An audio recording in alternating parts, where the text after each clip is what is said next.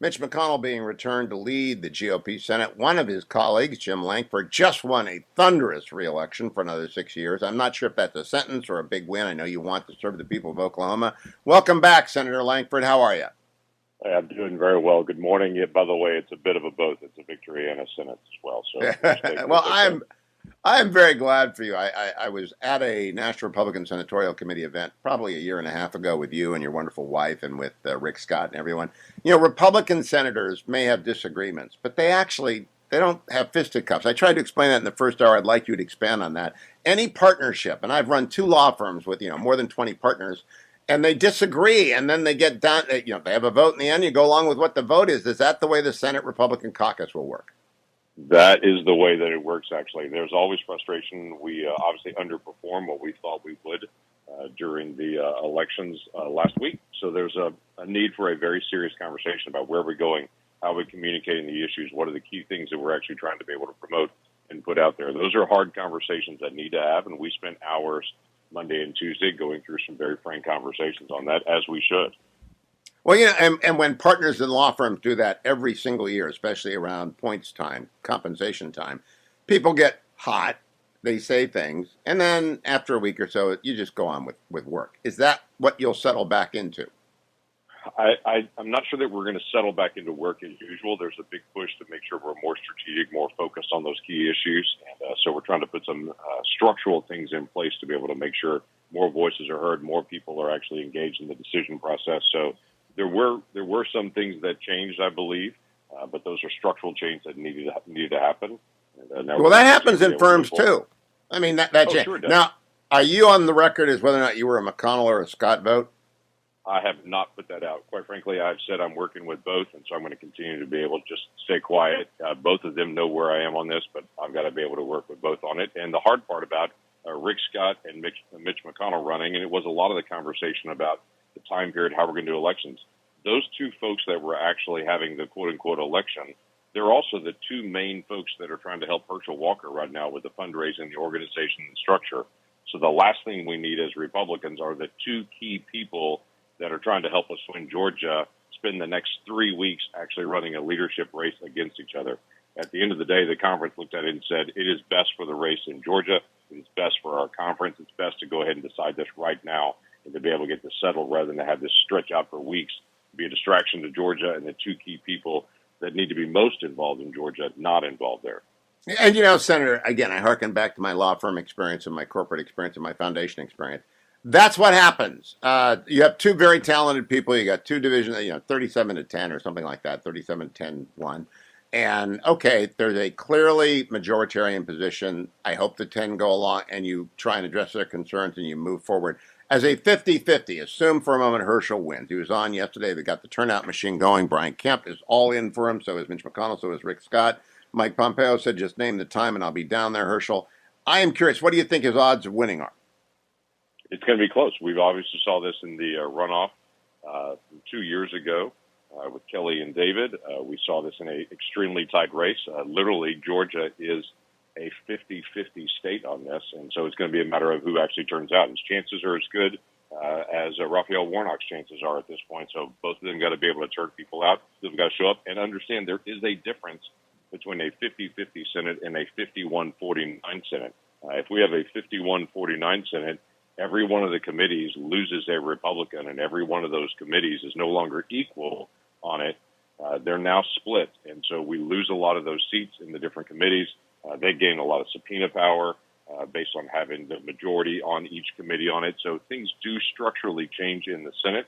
It definitely changes for our nominations because right now, if there is a nomination that comes out of the Biden White House, goes to the Senate, it's equally divided in a committee that it's harder to be able to get to the floor, so there's more negotiation in that process. That changes with a 51-49 Senate. So it most certainly does not look at this and say, hey, there's no difference in that. There is a huge difference in that if Herschel Walker wins Georgia. Election day in Georgia is December the 6th. Early voting begins Monday, November 28th through Friday, December the 2nd. I will repeat that 1,000 times. Election day is December 6th. Voting begins Monday, November 28th through Friday, December 2nd. To all my listeners in Atlanta and Macon and throughout and Athens and Savannah, get out there and get your vote counted once you can get early voting underway on Monday, the November 28th. Senator, which committees will you be the senior Republican on? Well, it'd be on Homeland Security. Would be the one that would be most senior on this one. We're still waiting. Senator Rand Paul has seniority over me by a couple of years in that committee. He also has seniority in the committee dealing with health, education, labor, and pensions. So he has the opportunity to be able to pick which one of those he wants to be ranking member. He gets the first selection. If he chooses the health committee, health, education, labor, and pensions, I'll be the senior member in Homeland Security. So we'll wait and have his final selection there. But we move up the dais quite a bit in the Finance Committee dealing with tax for trade, with all things Medicare, Medicaid, and trying to be able to resolve the long-term issues there to make those structurally sound. So there's several committees that I'll stay very engaged with. Yeah, I spent all day yesterday reading American Renewal, which Paul Ryan has edited about the AEI's work on our finance system. And, the collapse of crypto is going to cause a lot of disruption, not the complete collapse of crypto, but SBF and SFX. What are you going to do about that? Is finance going to look into that, or is that banking?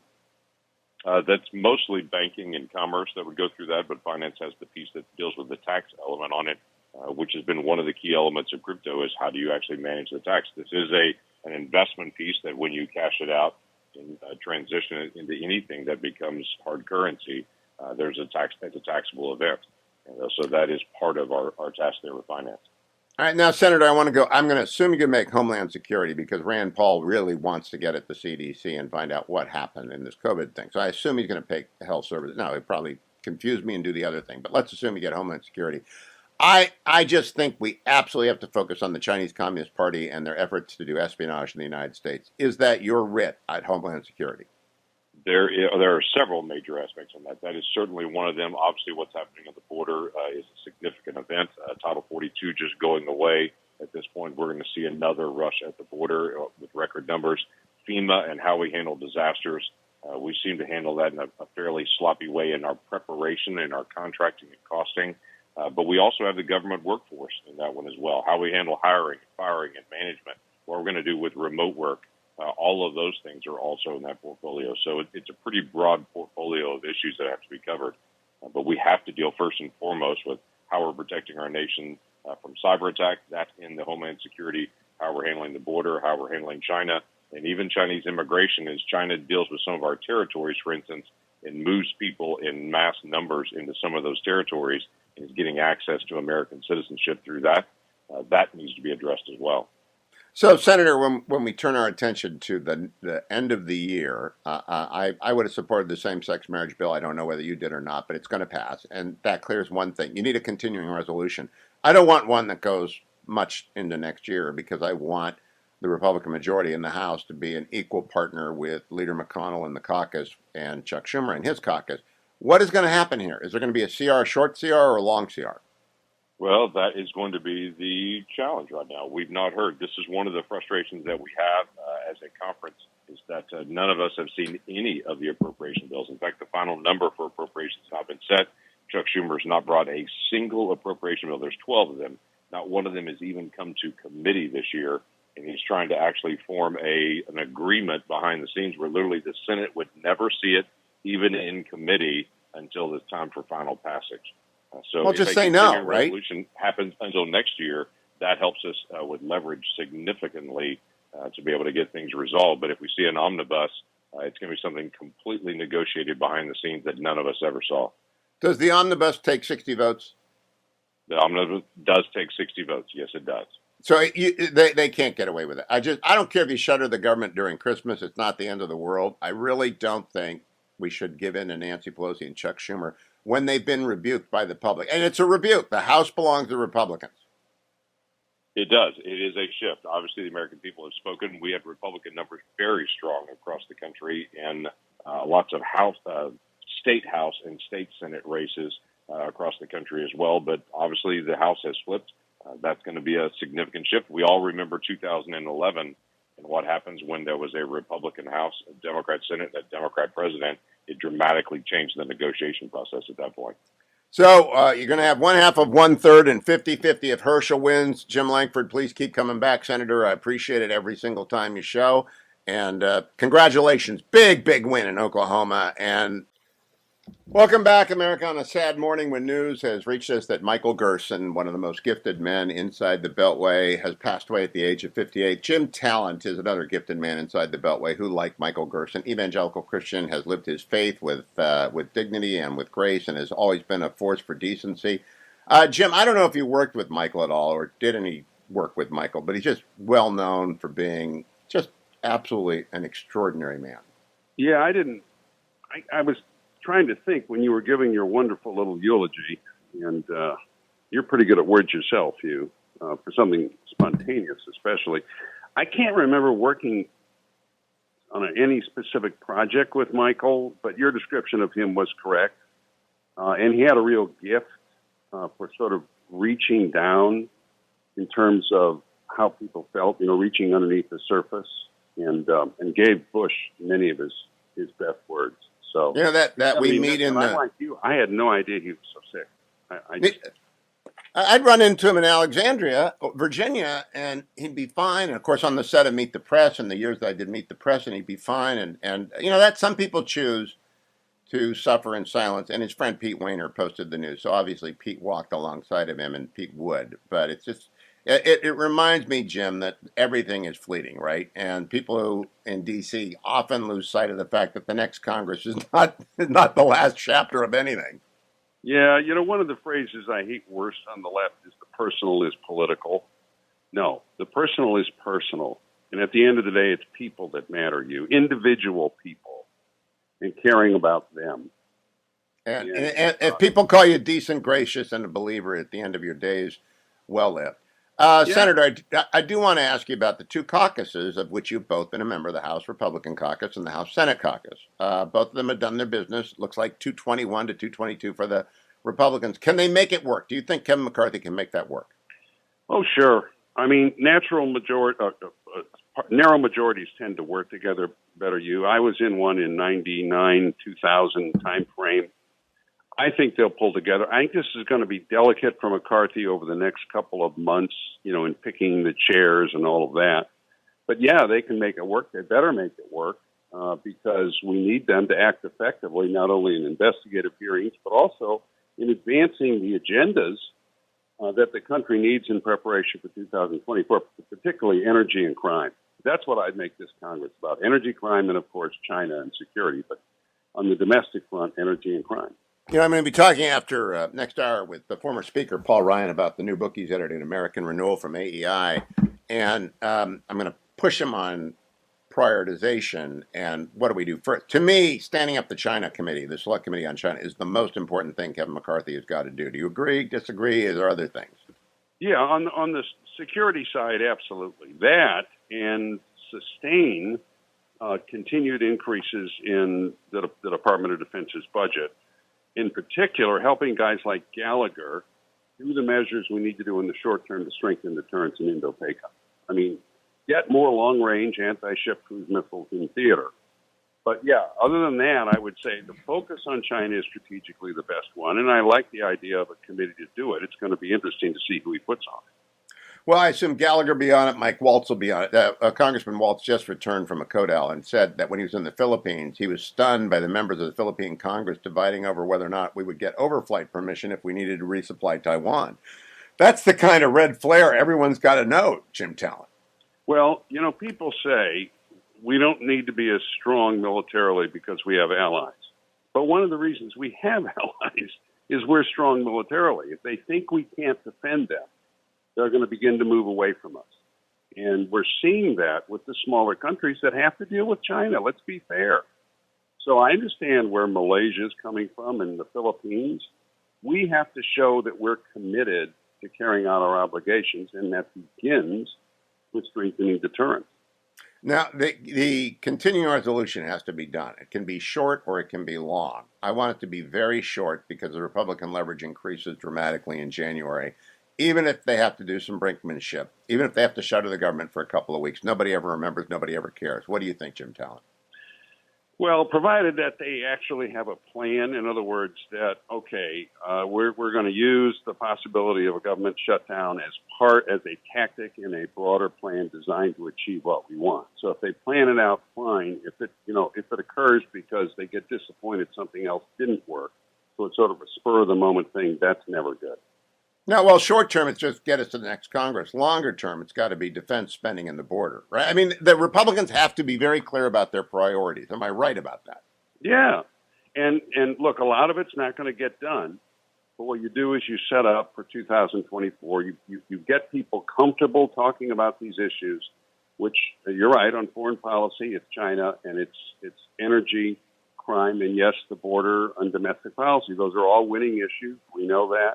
It's the right thing to do, and they are the most important issues for the country. I would also repeal the IRS funding, but that probably is a next year debate. And Jim Talent will be back next year, and of course, every week, because he's the guy we turn to from the Bipartisan Policy Center. Follow him on Twitter at Jim Talent. Follow me to Hour 3. Paul Ryan coming along, and your phone calls at 1-800. Welcome back, America. I'm Hugh Hewitt, joined now by the former Speaker of the United States House of Representatives, Paul Ryan. Speaker Ryan, welcome back. It's been too long. It's been a long time. Good morning. How you been? I've been good, except for the news. You know, I don't know if you've heard the news yet that Michael Gerson died overnight, and I would assume I didn't know that. It's so sad. He was such a wonderful guy. Yeah, we used to work together. I mean, we worked together at Empower America back in the early '90s. Oh my gosh, I didn't know that. Yeah, I know he'd been sick. I didn't know he passed away. Well, he did, and I'm thinking about him because what he would have done with this brand new book, American Renewal, is make you write 3 chapters, not just the preface, because the preface is wonderful, but we need a summary of what's in here, and we need brevity, clarity, and priority to develop urgency. So let's start. I read last night your preface, Nick Eberstadt, and a couple others. I've never been so depressed in my life, Mr. Speaker. But sorry, I didn't mean to do that. Oh, but what we're trying to do is just make a call to arms to get ahead of our fiscal and economic problems in this country. And thank God we've got the majority in the House, so we can at least start putting our foot in the right direction. Yeah, and let's go there first. 221 or 222 members in the House. Can they move anything? Can anything get done with a divided House? I mean, not a lot of big things can get done. I think it's going to have to take consensus. Remember, the Senate's the other side. So, it's going to be a tough to get big, conservative piece of legislation done, because you got a Biden presidency and a Schumer-run Senate. So just know that. The question is, can we set the issues up with the gavels that the House will have? First of all, you can stop bad ideas from making it into law, like Build Back Better. That's a good accomplishment. That's going to be helpful to the economy and to inflation. But can you start curating policies and ideas to take them to the country and give them a really clear, affirming choice of which direction we want to go with the nation? And so, I'm a think tank guy now, and I'm over at the American Enterprise Institute, and we put this big book together with 19 scholars on, specifically, and it's meant to really get the debate going. How do you get American renewal? How do you get people out of poverty, restore upward mobility, keep liberty and freedom alive? And how do you avoid a debt crisis in this country, which is the trajectory we are on to? We are heading toward a debt crisis. It's very knowable. And so what can you do to prevent that from happening? And what can you do to make sure that the dollar stays the world's reserve currency? Because if we have a debt crisis and lose our dollar primacy, that is catastrophic for every American. That is catastrophic for liberty. It's catastrophic for freedom. And so if we're going to compete with the likes of China, we've got to clean up our own acts in this country, prevent these kinds of debt crises from befalling us, and make sure that our currency is good.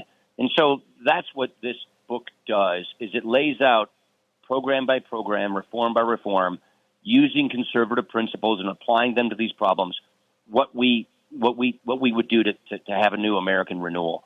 And it's not to say that we've got it all figured out. The whole point is to just get this debate going. One of the things I liked about it is the emphasis in your beginning chapter and throughout that data-driven policy is necessary, and we can now get the data that we need.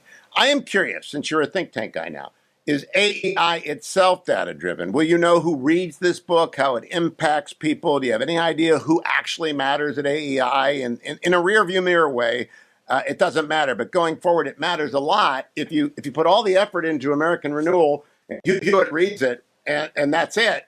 So how do you measure that? Well, one of the ways AEI measures its success, I just jumped out of a meeting to get on the phone with you here, here on Capitol Hill with a group of Republican congressmen and women who, are talking to the scholars right now about these ideas in this book. So a lot of what AEI does is it cross-pollinates with policymakers on Capitol Hill. It's conservative scholars, many of whom came from the Hill, who are now working with members of Congress to help curate these ideas. People who are going to be in charge of committees. There's about 6 incoming committee chairmen right now in a room 20 yards away from me talking with our AEI scholars on how to move these ideas. So that's really where AEI gets bang for the buck. It helps work with policymakers who now are in the majority on Capitol Hill to really move these ideas. So, yes, it does keep track of who reads these things. Obviously, you can do that these days with websites and the rest. So in the citizenry, but it really packs a big punch at AEI by working with policymakers to build out these conservative ideas. Now, I read everything Nick Eberstadt reads. So that's the first thing I read after your introduction. And Yeah. Nick has got me, I think if I had been in charge of making the book, a quick summary of the book, if I was outlining it for a law school exam, for example, I would say Eberstadt's statement, America has been stricken by a strangely unexamined slowdown in education attainment advance. If we had only maintained our previous tempo of long-term advance, our working age population today would average about 2 additional years of schooling, even for more younger adults. Then I would translate that into an education crisis. We are not teaching people skills that they need. We have failed thoroughly, and that everything you talk about depends upon people getting smarter, not more stupid, Paul Ryan. How does what do we do? And I think Doug Ducey has shown us the way, but what do you think?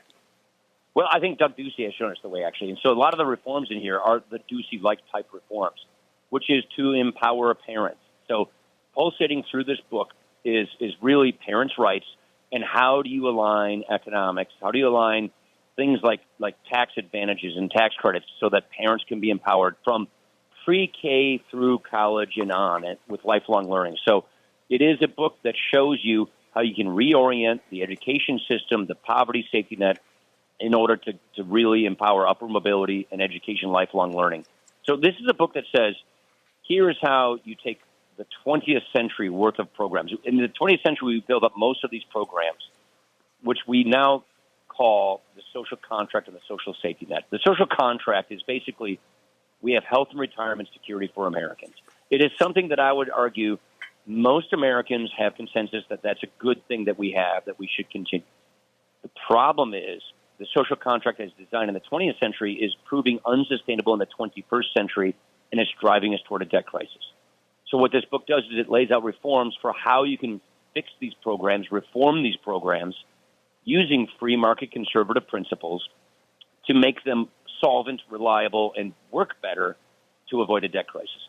It also takes the labyrinth of, I think it's 88 programs that constitute the federal government side of the social safety net, which is designed to catch people from slipping through the cracks in society, which is designed to help people who are down on the luck get back on their feet, get people out of poverty. And the question in this is, do you support marriage? Do you support family? Do you support work? And if you want to get the economy from the malaise that we're projected to have, the Congressional Budget Office is saying we are projected to grow this economy in this century at 1.6% a year, which is about half the rate we grew the economy in the 20th century. That, if that came to be, is going to be devastating for American families in the 21st century. It's going to reduce prosperity, upward mobility, and personal achievement. And so what we're proposing in this book is a real overhaul of the social safety net, using what we now know in the 21st century, the technology we have, the economics we've learned, on how to wire the safety net toward upward mobility, which really invariably involves supporting families and pointing people to work.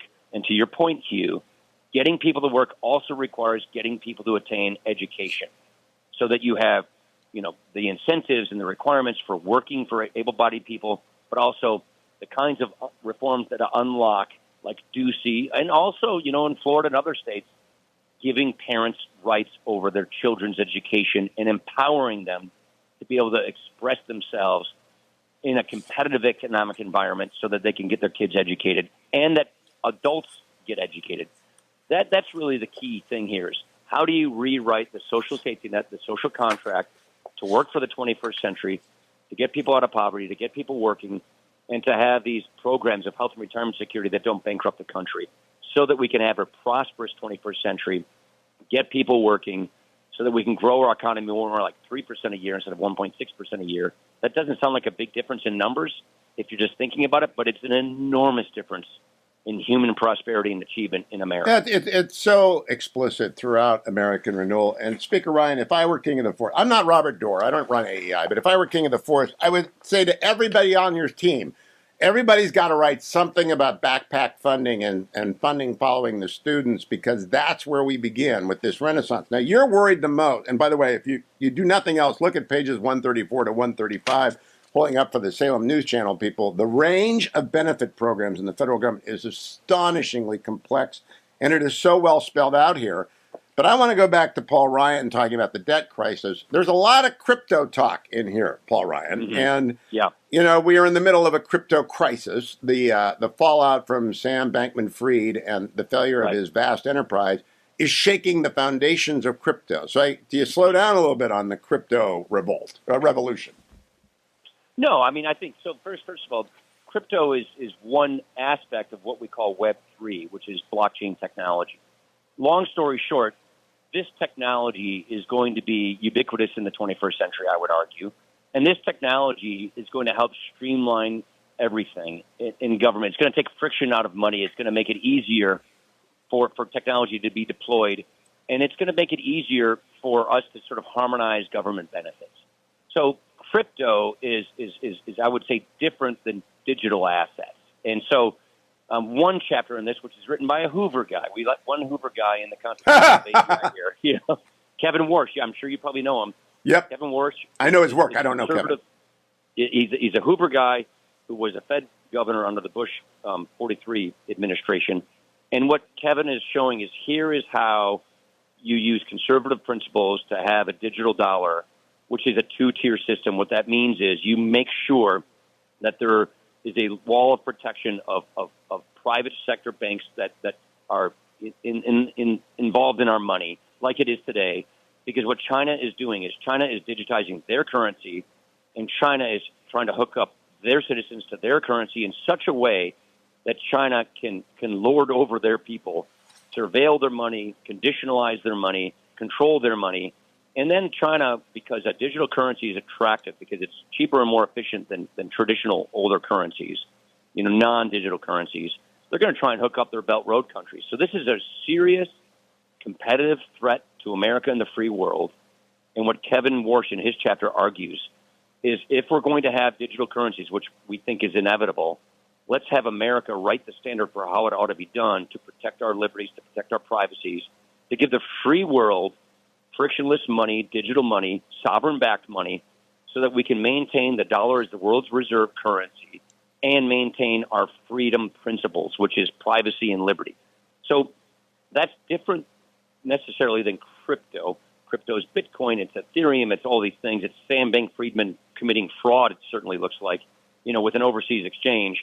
We can get into this rabbit hole if you like, but my point is, I actually think, to your earlier question, one of the things they will achieve in this next Congress in 2023 is they'll have to have a new crypto, digital currency law, a new law to make sure that the regulation of Web3 is done the right way, so consumers are protected, but innovation can thrive, so that this new next chapter of the Internet is American.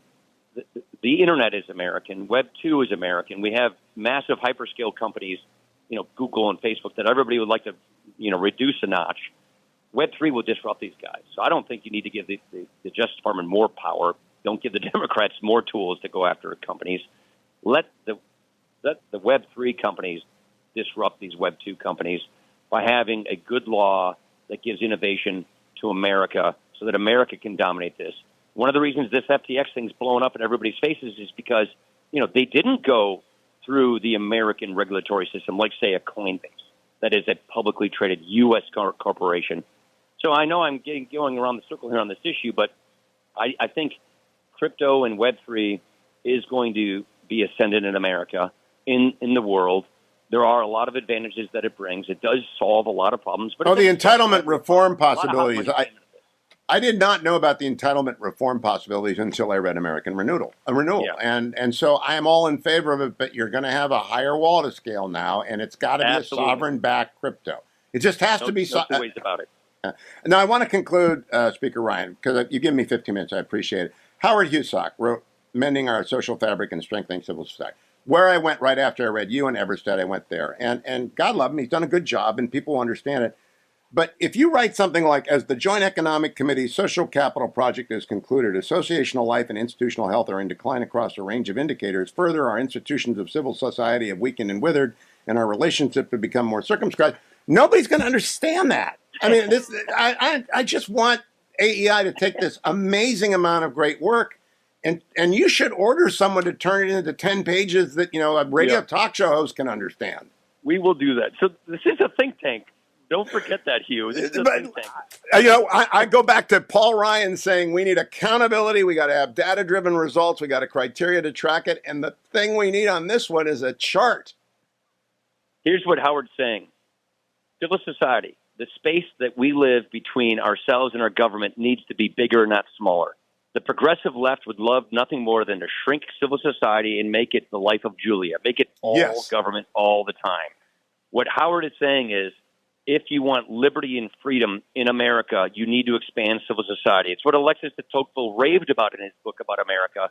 That needs to be, we need to breathe air into civil society so that we can express ourselves in our free lives between where we live our lives, our civic, our Rotary clubs, our churches, our schools, our PTAs, the stuff of life that we live between ourselves and our government so that we can freely express ourselves. And what he is trying to show and prescribe is how you can breathe life into this, because that really is the essence of being an American citizen, a self-determining, freedom-loving, freedom-expressing human being, where upward mobility is the rule of the day, and opportunity is why America is who it is. You should have written a paragraph at the beginning of every chapter, Mr. Speaker. Let me close, though, because your number one issue, your number one issue is the debt crisis. And I put up a sign saying people have no idea. And I go back to a trip to Greece during the middle of their debt crisis, where a taxi driver had gone back to work because 40% of his pension was gone. And that's what happens with a debt crisis. And I know it, and you write about it, but I don't think Americans believe it because of modern monetary policy. I rail against it, but you have written about it cogently, coherently, quickly. I want to give you the last word to tell people what is ahead of us if we don't get ahead of it. It is painfully obvious and clear that you can only ignore the laws of economics for so long.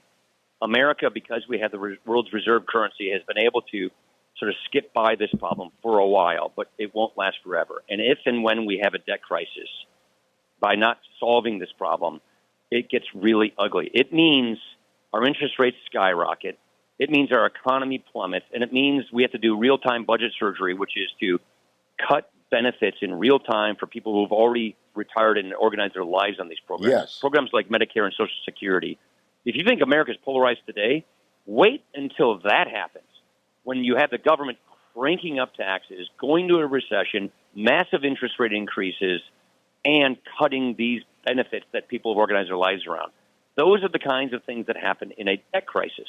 It's the most predictable crisis we will ever have in this country.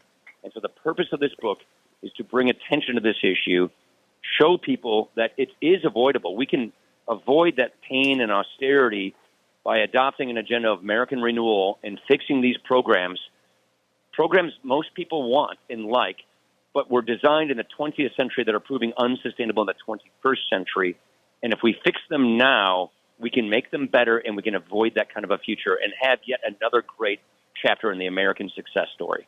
My last comment, I appreciate what you and Nick did, especially in outlining. We understand that there is a vast number of Americans who are on the edge. In fact, when Nick writes that half of the renters 55 years and older in 2019 had less than $7,000 to their name, an astonishing half of all female-headed renter families reportedly had barely $2,000 in net worth in 2019.